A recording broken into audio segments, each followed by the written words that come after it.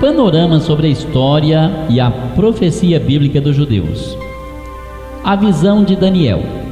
As Escrituras nos ensinam que, em face do fracasso do povo judaico em observar o ano sabático a cada 7 anos para que a terra descansasse, Deus decretou que eles permaneceriam na terra de seus inimigos pelo espaço de 70 anos. Leia Levítico capítulo 25, versos 2 até o 7, capítulo 26, versos 14 e 16, e também os versos 31 ao 35. Compare isto com 2 Crônicas, capítulo 36, versículos 21, que fornecem uma explicação sobre o ano sabático e o resultado de sua não observação. Pelo período de 490 anos, os judeus não haviam observado os exigidos anos sabáticos. A chave para essa breve, mas altamente significativa predição do 9º capítulo de Daniel gira em torno de um período similar de 70 semanas, ou seja, 70 unidades de 7 anos, conforme se vê nos versículos 24 a 27 do capítulo 9 de Daniel. A nação de Israel estava acostumada a pensar em semanas de anos, porque a cada 7º ano havia um ano sabático, ou seja, trabalhava-se 6 anos e o 7º era para que a terra descansasse. Leia Levítico capítulo 25, versos 3 e 4, você vai entender. O grande jubileu de ajustamentos sociais e econômicos tinha lugar de 50 em 50 anos. Também tinha por base um múltiplo dessa importante semana de anos, 7 vezes 7, ou 7 semanas de anos, conforme Levítico 25, verso 8 e 9, terminada a série, conforme Levítico 25, verso 8 e 9. Terminada a série, no ano subsequente, o 50º, todas as dívidas eram canceladas, os escravos eram libertados e as propriedades eram devolvidas a seus proprietários originais.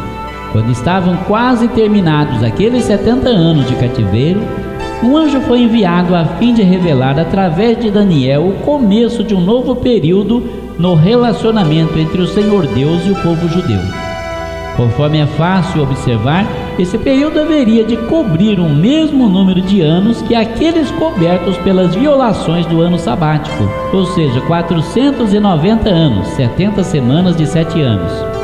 Agora façamos uma breve revisão dos fatos que nos são fornecidos nessa visão de Daniel e em seguida vamos examinar a interpretação dessa visão. Primeiro ponto, essa profecia diz respeito ao povo de Daniel, os judeus, e à santa cidade deles, Jerusalém. Veja verso 24. Segundo, essa profecia envolve um período de tempo de 70 setes, ou semanas de anos. Isso representa um período de 490 anos. Terceiro, as atividades a serem completadas durante esse período de tempo incluem extinguir a transgressão, dar fim aos pecados, expiar a iniquidade, trazer a justiça eterna. Quarto, esse período de 490 anos começa com um período inicial de 7 semanas, ou 49 anos, seguido por um período de 62 semanas, mais 434 anos, totalizando 69 semanas, ou 483 anos. Veja no verso 25. E no fim dos tempos terminará com um período de 1 semana, 7 anos. Quinto, esse período de 490 anos começa com um acontecimento bem definido: a proclamação da ordem para restaurar e reedificar Jerusalém.